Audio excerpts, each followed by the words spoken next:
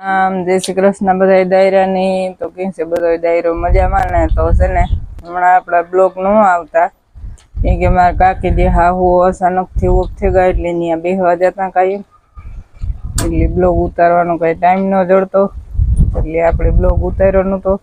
આજથી શરૂઆત કરીએ દ્વારકાધીશનું નામ લઈને. આપણે ગોરલની પાણી કરી લીધી ને આપણા ટીનું બેન પાણી પીએ ને આપડા વૈશાલી બેન આ રમે તો ગોરલ પાણી પીએ લીધું ને ટીનું પાણી પીએ.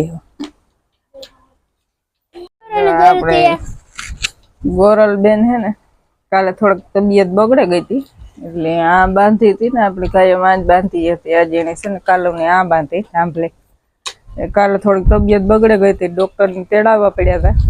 ડૉક્ટર સાહેબ આવ્યા હતા ત્યાં થાંભલે હેરખી અત્યારે મોટો રાખીને બાંધવી પડે ને એ હાટો આ ફેરવે નાખીએ. આજ તો બહુ કંઈ વાંધો નથી, ખાવા પીવામાં બધું રેડી છે. કાલે થોડીક તબિયત બગડી ગઈ હતી ગોરલબેનની.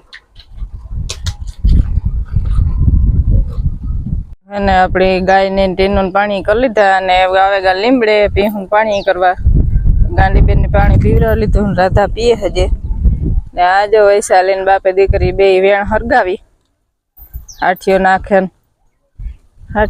હરગાવે નાખે તો ચોખ્ખી થઈ જાય ને વેણ. ઉપલા ખેતરોમાંથી પાણી આવે ને એ વેણ હે પાડો નહીં.